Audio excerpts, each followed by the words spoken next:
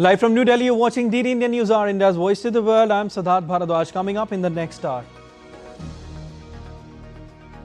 US President imposes sanctions on Russia for first time in his second term, targeting oil companies.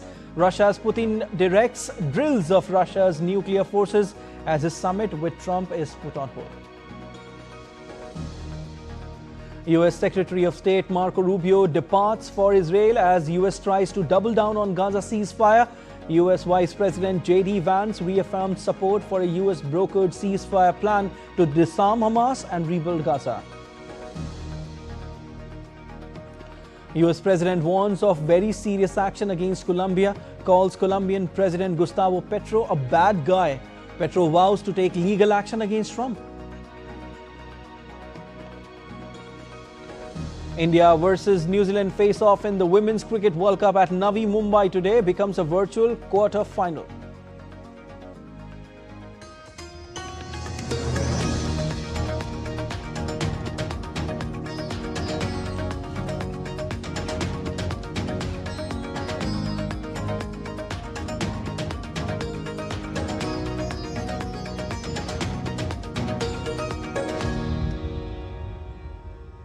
The United States has hit Russia's major oil companies with sanctions on Wednesday and accused the Russians of a lack of commitment towards ending the conflict in Ukraine.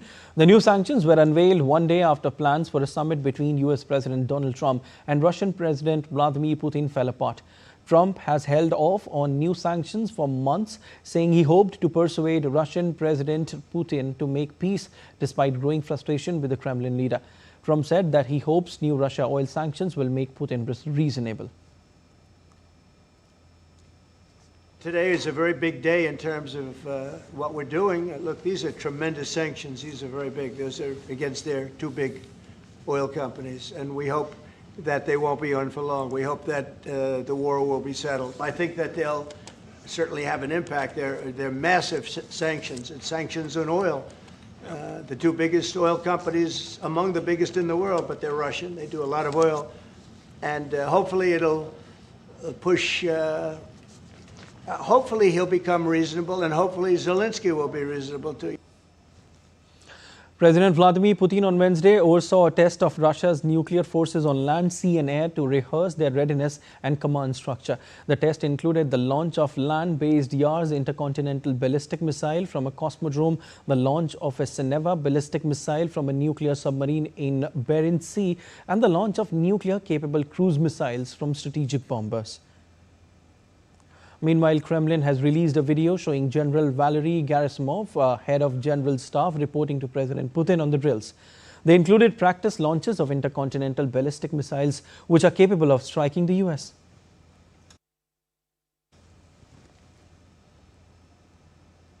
And DD India's Akshay Dongre joins us live from newsroom. Hi, Akshay. Good morning to you.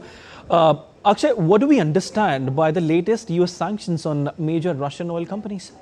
Well, it clearly seems to be a tactic to pressurize Kremlin further as far as a ceasefire is concerned, because there have been attempts by the US leadership to bring about a halt through conversations, through other kind of sanctions, the tariffs. But the key source of foreign direct investment or foreign funds for Kremlin have been through the export of energy sources, and that is where most of the money has been coming in a large sense. So Russia also has to do business, and White House does realize this, that if they have to pressurize Kremlin further, then it is going to be the energy exports that they have to target. So but also at the hindsight, you have to see that there were attempts by Donald Trump to have another meeting with President Putin in Budapest, but since that didn't work out, it seems that now Washington is trying to pressurize Kremlin further into conversation and then ultimately into a ceasefire. So the entire tension as far as the conflict is concerned is going to continue, and it seems that the European Union is also going to follow the suit into pressurizing Kremlin further as far as its ongoing conflict with Ukraine is concerned. Definitely. Actually, you talked about European Union, and the same day European Union leaders also approved their 19th Russian sanctions package. So although the pressure is being put on Russia, but seems like no solution is coming out of it, or no solution as of now is in sight or in this entire conflict. Why? Well, how do you assess this? Well, absolutely, because the Western leaders will also have to understand the ground realities there in the eastern part of Europe. As far as Russia is concerned, you cannot threaten Russia. You cannot coerce it into, announcing a ceasefire by pressure, by military threats, or even by these kind of sanctions and tariffs. There can only be a pressure built, but you cannot, dictate Moscow into doing anything, given the fact that it is the largest country in the world. It has one of the largest energy resources. It has the largest nuclear stockpile. It has a great military in Europe, and just a few decades back, it was a superpower as well. So the solution has to be found when both Ukraine and Moscow realize that there has to be peace in the continent, and also that they have to understand each other's insecurities as well as threats that have led to this conflict, and the kind of coercion and pressure tactics that have been utilized will only intensify the conflict further. Definitely. As far as this conflict is concerned, Akshay, the Russia-Ukraine conflict, there have been demands from both the sides, and when it comes to Volodymyr Zelensky, he's time and again said that when it comes to territorial concessions, that there will be no territorial concessions, come what may. And on the other hand, there are demands from Vladimir Putin as well. So it seems like both Russia and Ukraine, they're not coming to a common goal, a common solution, sitting across the table and then talking it out, because we have discussed it earlier as well, Akshay, that solution cannot be found on the battlefield. There has to be dialogue and diplomacy, in order to attain peace in that region and peace in global world as well. Well, totally. And in fact, Prime Minister Modi, from the very beginning of the conflict, has been asking both the sides, perhaps the only leader that has been meeting the leaders of both the countries and asking them to, return to dialogue and diplomacy, right, because the solution has to be found there only. You also have been reporting that the kind of test fires that Russia is doing of its nuclear capable missiles, now that also takes the entire conflict into a much more dangerous zone, into a mutually assured destruction direction, and that is not going to be good for not Russia, not Ukraine, and not the entire world, and especially the innocent people on both the sides. Definitely, Akshay. It's the innocent people who are suffering at the end of the day. Can you throw some light a bit on Russia's strategic nuclear forces who carried out, in fact, readiness test and supervised by Putin? What does this indicate? Akshay? It indicates that Russia is also not going to take any kind of threats. It is not going to take any kind of military threats, especially from Europe. That is where the entire conflict originated. The application and the attempts by Ukraine to join NATO membership, NATO, which was formed to contain Soviet Union, decades back, and that very NATO that had assured that it will not expand eastwards, but it has now expanded to directly at the borders with Russia. So that is one very credible threat that Russia has. And as far as the nuclear capabilities of Russia is concerned, it is next to none. In fact, when you look at the kind of nuclear stockpiles that Russia has, no other country matches, not even the US. It has ICBMs, the intercontinental ballistic missiles, IRBMs, and other kind of missiles and stockpiles of nuclear weapons that can be launched through air, through water, or through ground. So it has a Troika as well. So the European leaders will also have to see that the supplying of more weapons and supplying of more sophisticated missiles to Ukraine is going to further push this conflict into a much more devastating zone. Definitely, Akshay. There is no solution in sight as of now, but as you've discussed time and again, that the solution can never be found on the battlefield. There has to be dialogue and diplomacy in order to attain peace in that region. We'll leave it there, Akshay. Thank you so much. Thank you. U.S. Secretary of State Marco Rubio will visit Israel on Thursday. This will be Rubio's fourth visit to Israel since taking office in January. Marco Rubio said on Wednesday that the United States would still like to meet with Russia after U.S. President Donald Trump cancelled his meeting with Russian President Vladimir Putin in Budapest. Rubio also said that the Israeli Knesset's move towards the annexation of West Bank would threaten President Trump's plan to end the conflict in Gaza. Well, we'd still like to meet with the Russians. We still want to, and I think I had a good call with Foreign Minister Lavrov, and we'll follow up on that. We're always going to be interested in engaging if there's an opportunity to achieve peace. I think the president has said repeatedly for a number of months now that at some point he will have to do something if we don't make progress on the peace deal. Today was the day he decided to do something. That's a vote in the Knesset, but obviously I think the president's made clear that's not something we'd be supportive of right now, and we think it's even threatening to the peace deal. So they're a democracy, they're going to have their votes, people are going to take these positions, but at this time it's something that we think it might be counterproductive. Rubio's comments at Joint Base Andrews came after the U.S. imposed sanctions on Russian oil companies. According to the official, Rubio's visit will focus on supporting the successful implementation of Washington's ceasefire plan in Gaza. It follows the visits of U.S. Vice President J.D. Vance and U.S. envoys Steve Witkoff and Jared Kushner to the country this week.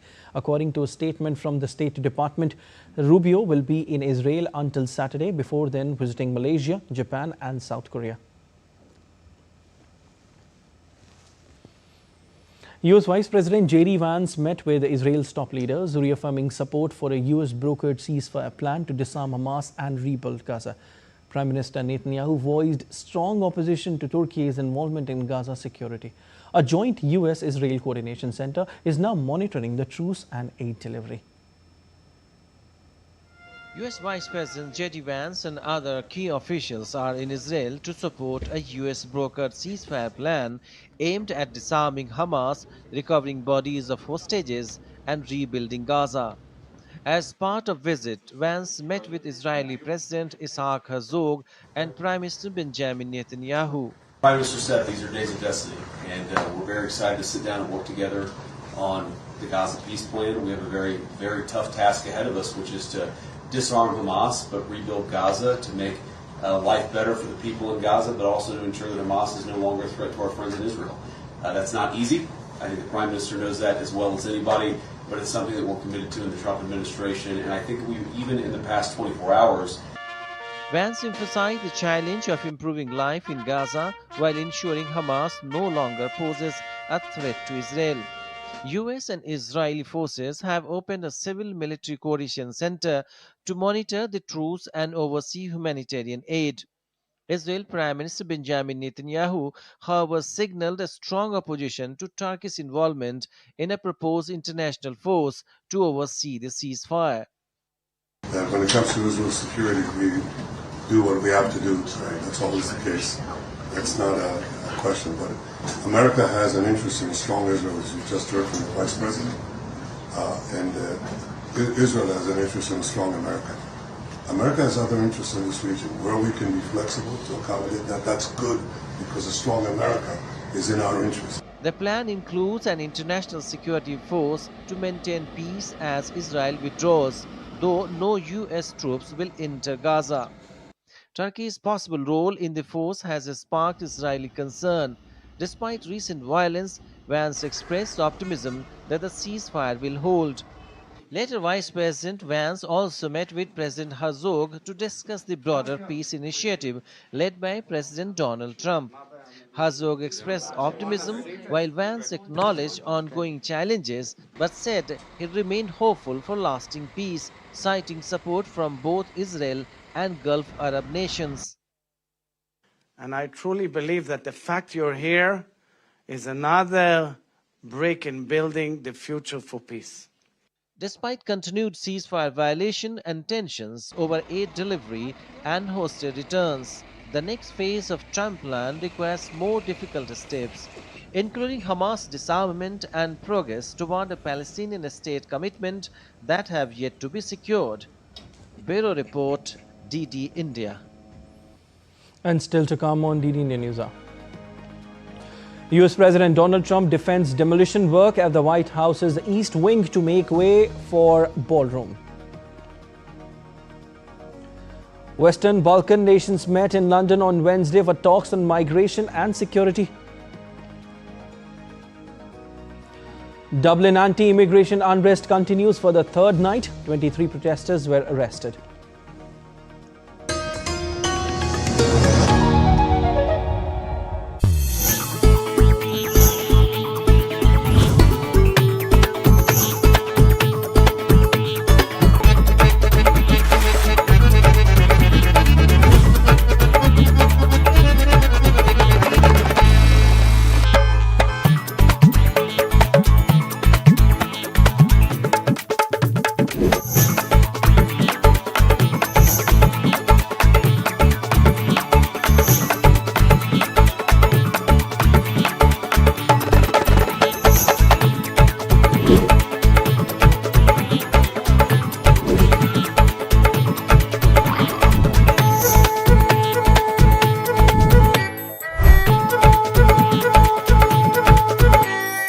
Welcome to Jaipur.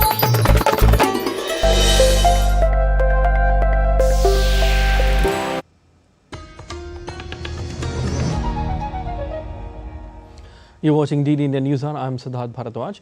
The US military killed 2 alleged drug smugglers in a strike against a vessel in the Eastern Pacific Ocean, US Defense Secretary Pete Hegseth said on Wednesday. The strike is the first known US military operation in the Pacific since President Donald Trump started a new military offensive against the drug trade. This attack has expanded the Trump administration's use of the military in its counter-narcotics campaign. This has led to at least 7 strikes in the Caribbean and dramatically raised US tensions with Venezuela and Colombia. The strike brings the total number to at least 8, leaving at least 34 people dead. US Defense Secretary Pete Hegseth said the vessel was known by American intelligence to be involved in illicit narcotics smuggling, was transiting along a known narco-trafficking transit route and carrying narcotics. US President Donald Trump and his Colombian counterpart Gustavo Petro traded angry threats on Wednesday. Trump said his administration had the legal authority to carry out strikes on vessels near Venezuela that are transporting drugs. But the administration may go back to Congress if it decides to start hitting targets on land. Trump also told reporters he may take very serious action against Colombia due to its role in the international narcotics trade. Trump branded Petro a thug and suggested he was a drug trafficker leading his country to ruin. He also called Colombian President Gustavo Petro a bad guy. Well, he's a thug and bad guy. He's a guy that is making a lot of drugs. We've just, as of today, stopped all payments going to Colombia, the country Colombia. Also, the school Colombia. No, we settled. We made a settlement with him. But no, he's a thug. And he's a bad guy, and he's hurt his country very badly. They're doing very poorly, Colombia. They make cocaine. They have cocaine factories. They grow all sorts of crap that's drugs, bad drugs coming into the United States, goes generally through Mexico. And he better watch it or we'll take very serious action against him and his country. His country is, what he has led his country into is a death trap. Meanwhile, Colombian President Gustavo Petro announced that he will take legal action in US courts after President Trump called him a bad guy and threatened serious action against Colombia over drug trafficking. In a post on X, Petro said he would defend himself in court against the slanderous accusations made against him in the United States by high-ranking officials. The escalating tensions came as Trump told reporters at the White House he was suspending all payments to Colombia due to its role in the international narcotics trade. In mid-September, Trump decertified Colombia's counter-narcotics efforts, claiming the country failed to meet its obligations over the past year. Peru deployed military personnel across Lima on Tuesday following the declaration by President Jose Herry of state of emergency aimed at curbing rising crime the day before. The government said the emergency decree includes measures such as limiting prison visits to once a week for ordinary inmates and once every 2 weeks for those under special regimes. Telecommunications equipment inside cells will be destroyed and electricity will be restricted to basic lighting. Herry led a high-profile operation at a local penitentiary, inspecting inmates and confiscated belongings. The visit was part of a broader crackdown on organized crime and prison control, which authorities say has worsened in recent months. The new president, who took office earlier this month after the ouster of Dina Boluarte, has made tackling crime a central priority of his administration. President Donald Trump on Wednesday defended demolition work at the White House's East Wing to make way for a ballroom. The full East Wing of the White House will be torn down to make way for President Trump's new ballroom, despite Trump's earlier pledge that the project would not interfere with the existing landmark. Demolition workers began tearing down the section of the White House that holds offices for the First Lady and other staff on October 20. The White House said it would submit plans for the ballroom construction for review by the National Capital Planning Commission, which oversees federal construction in Washington and neighboring states, even though demolition had already begun. The National Trust for Historic Preservation on Tuesday asked the Trump administration to pause the demolition until the Planning Commission review was completed.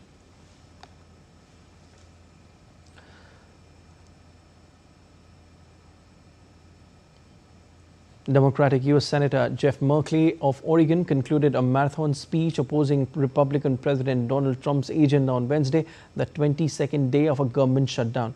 Merkley declared he was ringing the alarm bells over what he called an authoritarian takeover, a system where he warned families lose and billionaires win. Merkley became the third Democrat this year to take the floor for a marathon protest speech. With Republicans controlling both the House and the Senate, Democrats have little legislative power. But this rare stand on the Senate floor became their stage, an act of resistance, using the power of words to delay proceedings and draw national attention to what they see as a fight for democracy itself. I want to repeat my main mission statement for being here through the night, and that's to ring the alarm bells of alarm at this authoritarian takeover and at this strategy of doing authoritarian bills in which families lose and billionaires win. Families lose their health care or their nutrition benefits or their Medicaid in order to fund tax breaks for billionaires. Protesters gathered in New York City on Wednesday, a day after high-profile immigration and customs enforcement raid targeted street vendors in Manhattan's Canal Street area. Protesters expressed anger over President Donald Trump's expanded immigration crackdown, targeting major U.S. cities, including Los Angeles, Chicago, and Washington, D.C. The San Francisco Chronicle reported that the Trump administration would send more than 100 federal agents to the city to ramp up enforcement, citing an unnamed source.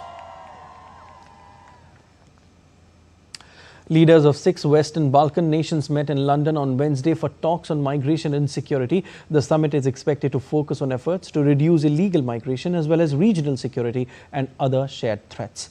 Britain sanctioned to smash criminal smuggling gangs operating in Balkans, producing forged documents used in human trafficking, and several others involved in financing such illegal migration. The government imposed sanctions on members of what it described as a Kosovo-based organized crime group responsible for producing false documents and supplying them to criminal gangs. The Western Balkans has long been a vital transit route for the criminal smuggling gangs. You don't want to see those gangs operating in your territory, and we all suffer the consequences of their action. We're talking of a criminal enterprise here, a vile trade with people making huge amounts of money that directly impacts on all of us.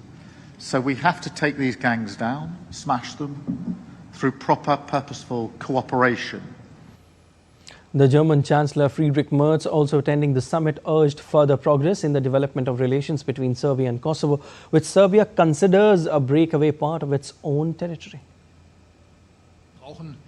I'm delighted that we have also agreed on a common position today, a joint declaration on reconciliation and good neighborly relations. However, we must now breathe life into this, because the future of the 6 countries of the Western Balkans lies in the European Union. And today has shown once again that the Berlin process is helping them to progress along this path. Over 23 people were arrested as hundreds of protesters and police clashed for the second night in a row outside an asylum seeker hotel near Dublin. Police launched briggs and fireworks at protesters. The unrest followed at least 6 arrests after tensions flared at a protest at the same location where a police van was also set on fire. The protests were sparked by reports that a 26-year-old man accused of sexually assaulting a 10-year-old girl in the vicinity of the hotel was an asylum seeker. Authorities have not yet commented on the claim. Irish Prime Minister Micheál Martin had condemned violent protests and vile abuse against police. Also, the Justice, Home Affairs and Migration Minister said more arrests will follow. Ireland and the UK have seen rising anti-immigration sentiment in recent years, with hotels housing asylum seekers common flashpoints for protests and violent riots. Louvre director Laurence Descartes admitted a terrible failure in the museum's security. Cameras missed the intruders and key areas were left unmonitored. Louvre director added that despite their efforts, they had been defeated and revealed that she had offered to resign, an offer that Culture Minister Rashida Dati had refused. On Sunday, 4 masked thieves had staged an audacious daylight heist using a crane to smash a second-floor window before fleeing on motorbikes with France's crown jewels worth around 88 million euros. The theft has sparked national outrage and humiliation. Now, Dakar vows sweeping reforms, upgrading the Louvre's CCTV network, enforcing no parking zones and calling for a police post inside the museum. Nous avons une infrastructure, on peut le dire, vieillissante, qui ne permet pas, si vous voulez, de greffer des équipements modernes et de toute dernière génération en matière notamment de vidéo et de détection sur une infrastructure qui ne la supporte tout simplement pas. Nous avons aussi d'importants soucis dans on peut le dire, l'implantation des postes de sécurité au sein du musée qui sont vieillissants. In Cameroon, the Constitutional Council dismissed all challenges to the October 12 presidential election, clearing the way for final results. The decision comes amid street clashes between security forces and opposition supporters. President Paul Biya appears set for an unprecedented 8th term despite mounting allegations of fraud. The council rejected 10 petitions, citing lack of proof, sparking outrage among opposition figures. Rival Issa Chiroma claimed he actually won, accusing the council of betrayal and warning of public resistance if falsified results are declared.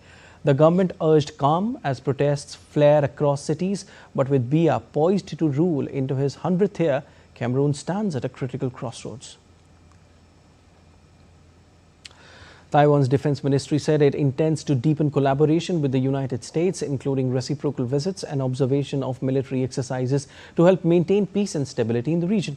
The United States, like most countries, has no formal diplomatic ties with Taiwan, but is the island's most important international backer and is bound by law to provide Taiwan with the means to defend itself. Taiwan has complained of stepped-up military and political pressure from China. In a report to Parliament, the ministry said the United States is an important strategic partner. Military interactions between Taiwan and the US are already close, including Taiwanese F-16 fighter pilots training in Arizona, though such collaborations normally remain outside the public spotlight given their sensitive nature. New Zealand's weather agency has issued rare red wind warnings and officials declare a state of emergency in the Canterbury region. A powerful spring storm brought destructive gales and heavy rains to the South Island and Lower North Island on Thursday. Flights in and out of Wellington and Christchurch have all been cancelled. Some train services have been suspended and several government facilities like libraries have been closed. New Zealand Transport Agency also shut several roads and there have been significant power outages. A red warning is only issued in the most extreme events and people have been asked, where possible, to shelter in place. And let's take a look at other stories making news around the world. Over 1,000 migrating cranes have died from bird flu near Lynham, Germany. Experts call it a serious outbreak with other birds like geese and ravens also affected. The virus found is H5N1. Teams in safety gear are collecting dead birds to stop the spread. Officials urge poultry farmers to keep their birds away from wild ones and report any sick or dead birds quickly to help control the infection.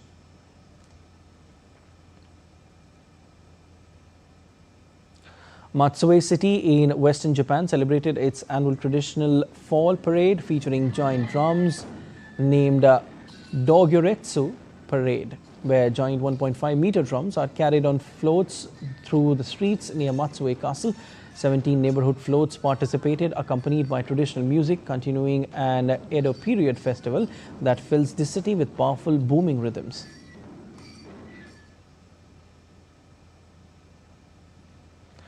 A student-built solar electric vehicle from Hong Kong won the 2025 Bridgestone World Solar Challenge in Australia, covering over 3,000 kilometers across the outback and defeating 33 international teams.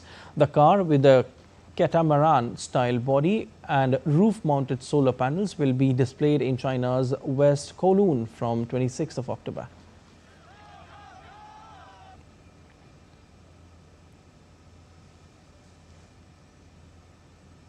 In Buenos Aires, Argentina, many people are selling personal items on the streets to survive the country's worsening economic crisis. In the city of Villa Fiorito, locals in fact lay out used goods on blankets, hoping to earn a little money.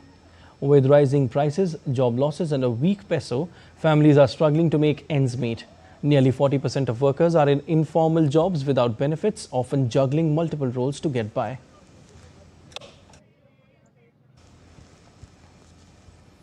And still to come on DD India News Hour. Centre releases draft amendments to IT rules to address risks posed by deepfakes and AI-generated content. India now ranks 9th globally in terms of forest area. Stay tuned to know more. The filing of nominations for second phase of assembly elections in Bihar to end today.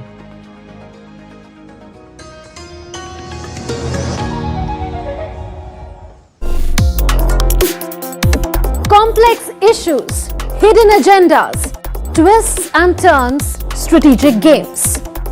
We think all dots are linked. We just need to connect them. Join me every week as I connect the dots to unravel hidden designs in statecraft, mysteries, and decode issues that matter to you. Watch Connecting the Dots with me at these times on DD India.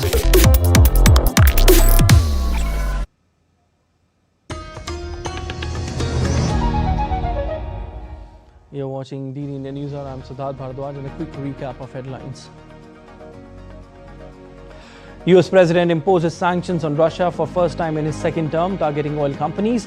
Russia's Putin directs drills of Russia's nuclear forces as his summit with Trump is put on hold. US Secretary of State Marco Rubio departs for Israel as US tries to double down on Gaza ceasefire. US Vice President J.D. Vance reaffirmed support for a US brokered ceasefire plan to disarm Hamas and rebuild Gaza. US President warns of very serious action against Colombia, calls Colombian President Gustavo Petro a bad guy. Petro vows to take legal action against Trump. India versus New Zealand face-off in the Women's Cricket World Cup at Navi Mumbai today becomes a virtual quarterfinal. Prime Minister Narendra Modi had a warm and cordial conversation with Prime Minister of Malaysia, Anwar Ibrahim. In a social media post on X, PM Modi has extended heartfelt congratulations to Prime Minister Ibrahim on Malaysia's assumption of the ASEAN chairmanship. He conveyed best wishes for the successful conduct of the upcoming ASEAN-related summits under Malaysia's leadership. Prime Minister Modi also expressed his interest in joining the ASEAN-India summit virtually and reaffirmed India's commitment to further strengthening the ASEAN-India comprehensive strategic partnership. President Draupadi Murmu is on a 4-day visit to Kerala. During her visit, the President unveiled the bust of former President of India, K.R. Narayanan, at Raj Bhavan, Thiruvananthapuram on Thursday. Speaking at the event, the President said that she is honoured to unveil the bust of Dr. K.R. Narayanan, who was a symbol of perseverance. She also said that former President adhered to principles of equity steadfastly and kept a strong connection to the state of Kerala.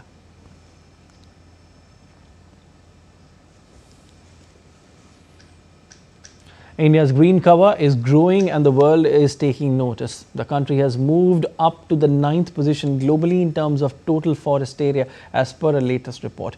DD India's Tripti Tripathi reports. India has achieved another green milestone on the global stage. According to the Global Forest Resource Assessment 2025, released by the Food and Agriculture Organization in Bali, India now ranks 9th in the world in total forest area, moving up from the 10th position in the previous assessment.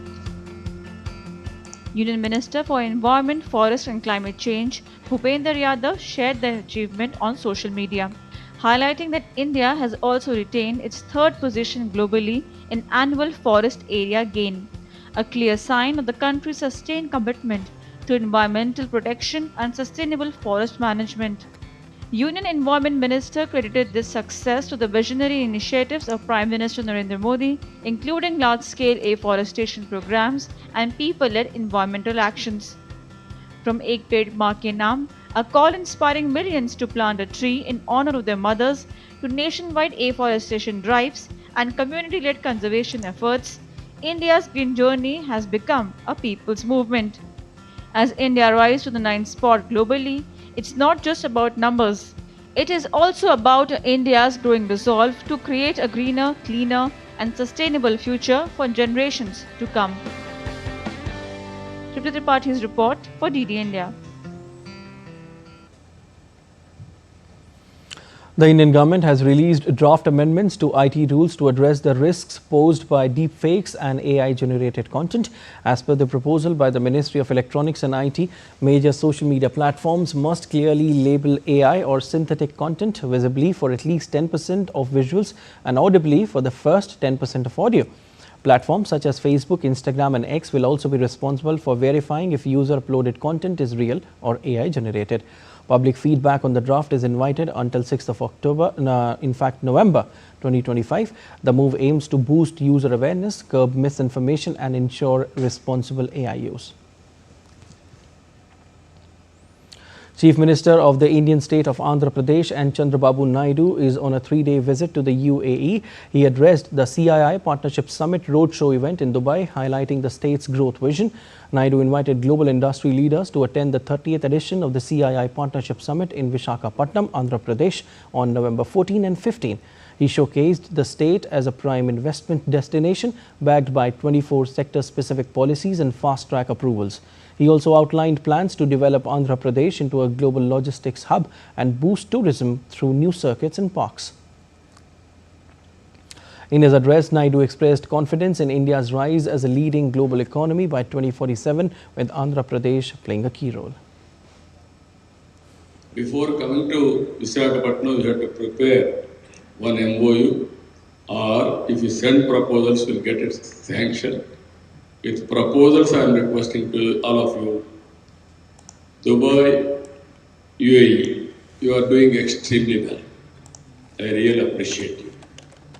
You cannot ignore India. Lot of opportunities in India. I am 100% confident by 2047, India will be #1 economy. Minister of Commerce and Industry Piyush Goyal will be on an official visit to Germany from today to strengthen the economic and trade partnership. The visit will mark a key milestone in enhancing India's engagement with Germany, as the year 2025 marks the 25th anniversary of the India-Germany strategic partnership. During the visit, Goyal will hold high-level bilateral meetings with German Economic Affairs and Energy Minister Katharina Reiche. The Ministry of Commerce and Industry said that the discussions during the meeting will focus on strengthening the dynamic Indo-German economic partnership and exploring new avenues for enhanced trade and investment cooperation. Goyal will also participate in the 3rd edition of Berlin Global Dialogue as a speaker. The ministry added that during the visit, a series of one-on-one meetings with CEOs of leading German companies will be held. Further, the minister will also chair a roundtable with CEOs and leaders of German Mittelstand companies. He is also scheduled to hold a bilateral meeting with the Deputy Prime Minister of Luxembourg, Xavier Bettel, to discuss the strengthening of bilateral trade relations. On the sidelines of the 16th United Nations Conference on Trade and Development, Minister of Commerce and Industry Piyush Goyal held a series of high-level meetings to strengthen India's global partnership in trade, innovation and sustainable growth. Piyush Goyal met the Director General of the World Intellectual Property Organization WIPO, Darren Tang, marking 50 years of India-WIPO collaboration and exploring opportunities in India's innovation and intellectual property ecosystem. He also engaged with Director General of the World Trade Organization, Ngozi Okonjo-Iweala, emphasizing India's commitment to a rules-based multilateral trading system and willingness to work with WTO to expand global trade. Piyush Goyal also held discussions with Executive Vice President for Clean, Just and Competitive Transition, Teresa Ribera, European Union Commission, to discuss enhanced India-EU cooperation aimed at shared prosperity and sustainable growth. Further, Goyal held discussions with EU Commissioner for Trade and Economic Security, Maros Sefcovic, focusing on the positive resolution of the outstanding issues regarding the India-EU Free Trade Agreement ahead of his upcoming Brussels visit.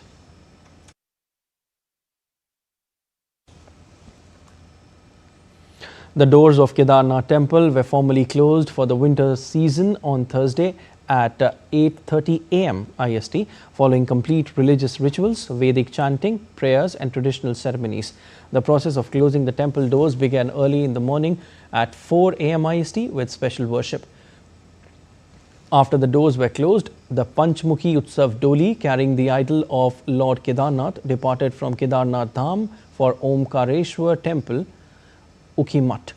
The Doli of Baba Kedarnath, blessing devotees along the way, will make its first night halt at Rampur and the second night halt at Kashi Vishwanath Temple, Gupt Kashi, before reaching Ukhimat Omkareshwar Temple on October 25th, where a grand welcome will be held. Lord Kedarnath will remain enshrined there and for the next 6 months.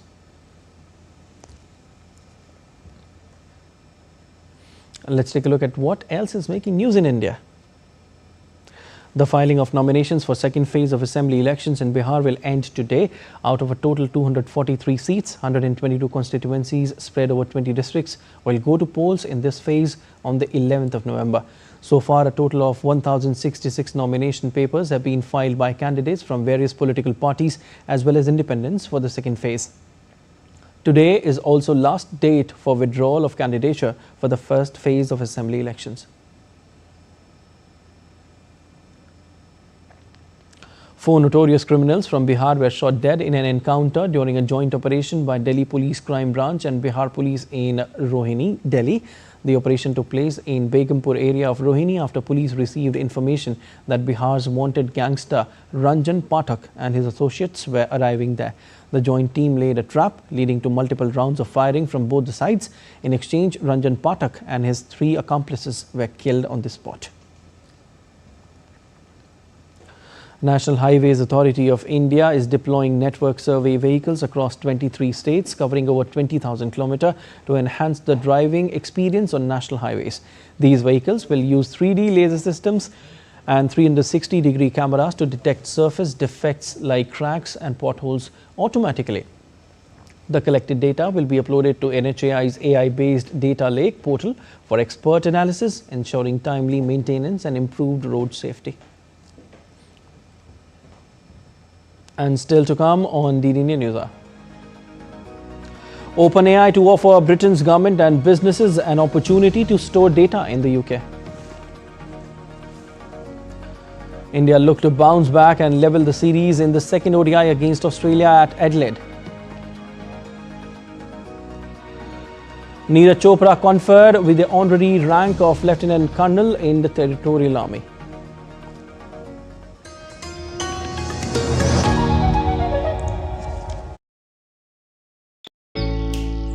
Jharkhand will mesmerize you with majestic nature, rich heritage and colorful culture. Hello. Johar. Johar. It fits perfectly. Thank you. Full workout ho gaya. Ready?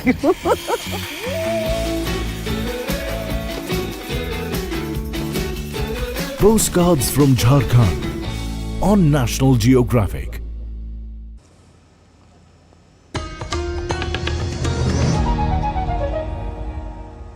You're watching DD News on Thursday after Donald Trump said he would hit 2 Russian oil companies with hefty sanctions. Talks that the White House was planning curbs on software exports to China added to gloom on markets. Both main oil contracts jumped almost 3%, having climbed more than 2% Tuesday. The dollar drifted higher against its major peers on Thursday as traders waited on the delayed release of US consumer inflation data. The yen weakened to 1-week low against the dollar. UK-based company Sterling remained under pressure after British data showed consumer inflation held steady at 3.8% last month, defying economists' estimates for it to accelerate. Traders rushed to price a 75% chance of the Bank of England cutting rates. The Asian stocks fell for a second day on Thursday. MCSI's broadest index of Asia-Pacific shares outside Japan was last off 0.3%, while Japan's Nikkei sank 1.5%. Chinese stocks declined 0.4%. The South Korean stocks also fell 0.2% after the Bank of Korea kept rates on hold. OpenAI to offer Britain's government and businesses an opportunity to store data in the UK from Friday, helping unlock the potential of AI for more companies and public services. The plan, secured through OpenAI's partnership with the Ministry of Justice, will enhance privacy and security, as well as reinforcing resilience to cyber threats. Led by Sam Altman, OpenAI upended the tech industry with the launch of ChatGPT, its AI chatbot, in late 2022. It signed a partnership with the British government in July to work together to use AI to improve public services. OpenAI CEO Sam Altman said the number of people using its products in the UK had increased fourfold in the past year. And European Union's Economic Commissioner Valdis Dombrovskis and Egypt's Planning Minister Rania Al-Mashat signed a memorandum of understanding for second $4.66 billion financing. The EU said that the financing comprises loans at favorable terms for Egypt while also underpinning the delivery of a reform program. The signing took place ahead of the first ever EU-Egypt summit focusing on bilateral relations, the situation in the Middle East, Ukraine, during which Egyptian President Abdel Fattah al-Sisi, EU Commission President Ursula von der Leyen and EU Council President Antonio Costa met. Immediately afterwards, Egyptian Foreign Minister Badr Abdelati, European Commission for Startups, Research and Innovation and European Commissioner for Mediterranean respectively signed Egypt's association with Horizon Europe and a joint statement on the financing agreement on EU support. And you're watching DD News. Our time now for sport. And Australia won the toss and chose to bowl in the second ODI at Adelaide Oval, putting India on the back foot early. India got off to a poor start as Xavier Bard in fact removed Gill and Virat Kohli in the 7th over of the innings. Virat Kohli was dismissed for a duck for the second match in a row, leaving India reeling at 92 for 2 when last reports came in. Currently, opener Rohit Sharma and Shreyas Iyer are at the crease facing a fiery Australian pace attack. To add to their woes, the men in blue have recorded their lowest power play total since 2023. Meanwhile, Australia leads the three-match series 1-0, having won the first ODI in Perth by 7 wickets.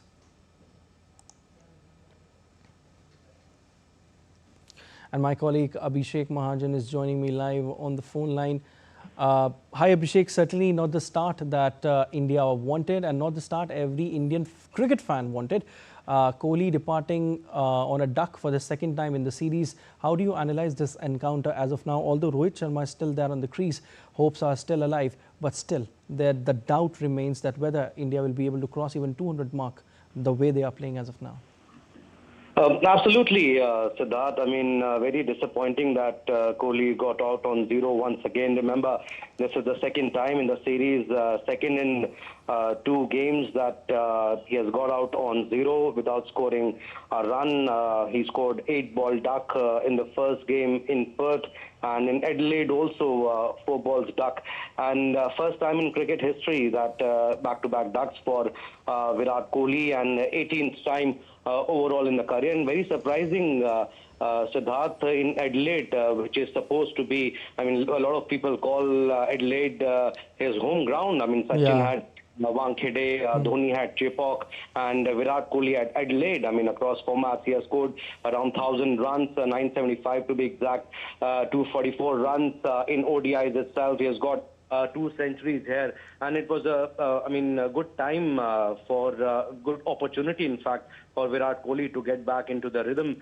Perth, we all understand that it's a lively wicket. Batters don't enjoy playing there, but at Adelaide, I mean, it's supposed to be a batting-friendly wicket, and there are no demons in the wicket, Siddharth. You got to I accept that the bounce will be there, but yes, Virat Kohli looks a little rusty. So has Rohit Sharma also, although Rohit Sharma has got off to a cautious start, and big opportunity again for others to rebuild. Rohit Sharma and Shreyas Iyer are playing.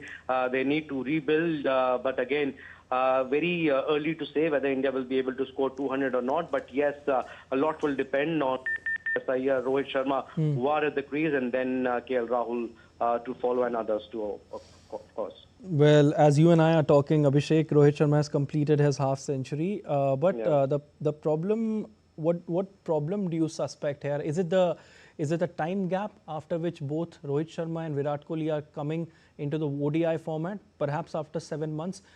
Is this the major problem? Because they reached Australia early. They were practicing there in the nets, and from the visuals that we saw, it was looking like everything is going in a very smooth line manner. But what went wrong with Virat Kohli? What do you suspect? Yes, Siddharth, you spoke about the practice sessions. I mean, before the first ODI itself, Rohit Sharma, he had the extended practice session right before the Perth ODI, and then yesterday also Virat Kohli had an extended session. Everybody had gone back to their respective places, but again Virat Kohli was there. He was seen at the Adelaide Stadium practice for extra hours. It's not about the practice, Siddharth, it's about the rhythm, it's about the momentum. Cricket is all about the momentum. You're right in pointing out that it's been 7 months. I mean, you're not mentally confident maybe. I mean, he's played a lot of cricket. Nobody needs to tell him that this shot is right and he doesn't need to play that shot. But again, it's all about the rhythm. It's all about the momentum. Virat Kohli, I mean, all important next game for him. There are only 3 ODIs in the series. India will play T20Is. Virat Kohli doesn't play that format. Virat Kohli doesn't play test matches also. And 2027 World Cup, I mean, you can say that only 20 ODIs maximum left before the World Cup, so a lot will depend. We were talking about that in the previous game also, that this series is very important for Rohit Sharma and Virat Kohli as far as 2027 ODI World Cup is concerned. Chief Selector Ajit Agarkar is also here. There were a lot of questions that why Ajit Agarkar is here. But again, I mean, yes, 2 zeros next game for Virat Kohli and also for Rohit Sharma will be very crucial. Abhishek, let's make this moment little light because we know that there is a tense situation already on the ground. What's your projected score? I think anywhere between 250, 270 should be the pass score here. Okay, let's hope so. That both these batters who are there at the crease right now, Rohit Sharma and Shreyas Iyer, they build a great partnership and score reaches beyond 250 at least. This has to be the score for a competitive total against Australia because it's their home ground. We leave it there. Let's see what happens, Abhishek. Let's hope for the best. Thank you so much. We leave it there. Thank you. The India versus New Zealand face-off in the Women's Cricket World Cup at Navi Mumbai on Thursday has become a virtual quarter-final. 3 teams have qualified for the semi-finals. The 4th spot is up for grabs and the winner of this match will move closer to booking the last spot in the Final 4.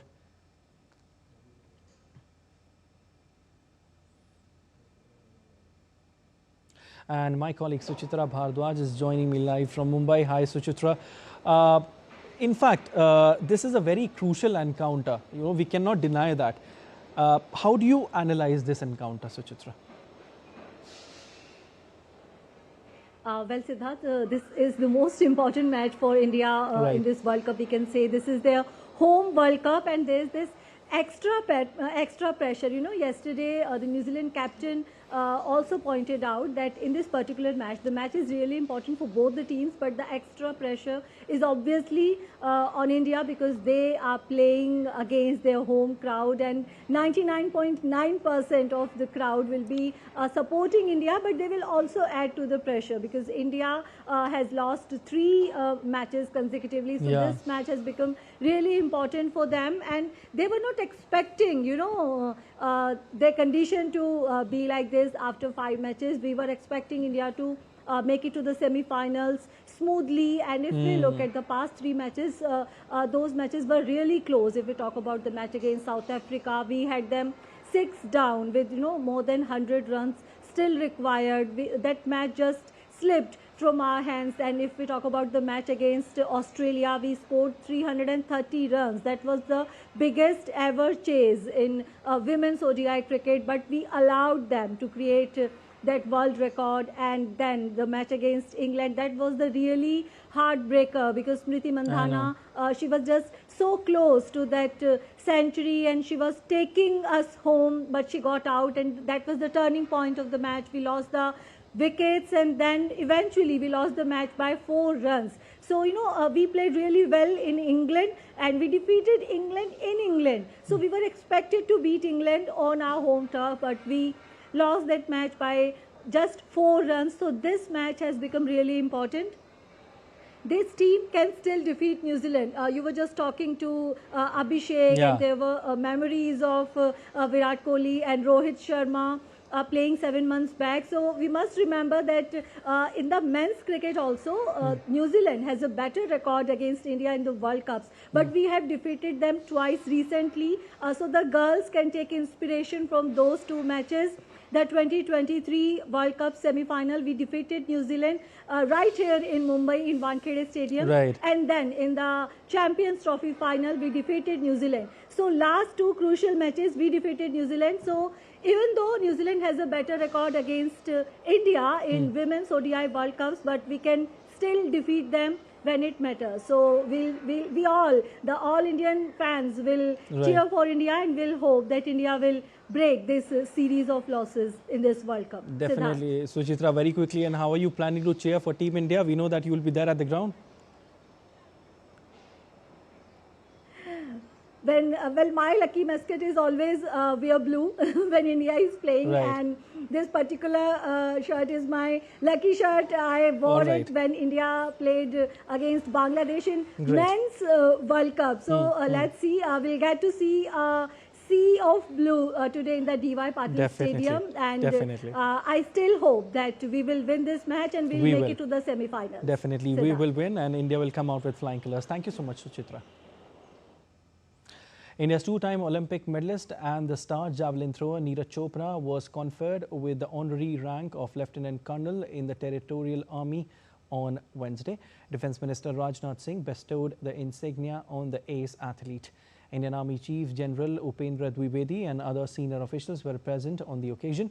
Enrolled in the Indian Army in 2016, Neeraj Chopra has served with the Rajputana Rifles. The star javelin thrower created history by becoming the first Indian athlete to win an Olympic gold in track and field at the Tokyo Olympics. And that's all for this edition of DD India News Hour. But let us know your thoughts on the news of the day. For those on the go, you can get all the latest news and updates from India and across the world on DD India mobile app. The app is available on both Android and iOS platforms, and you can scan the QR code on the screen to download now. We'll be back with more news as it breaks here on DD India. I'm Siddharth Bharadwaj from all of us here in Delhi. Thanks for watching DD India News Hour.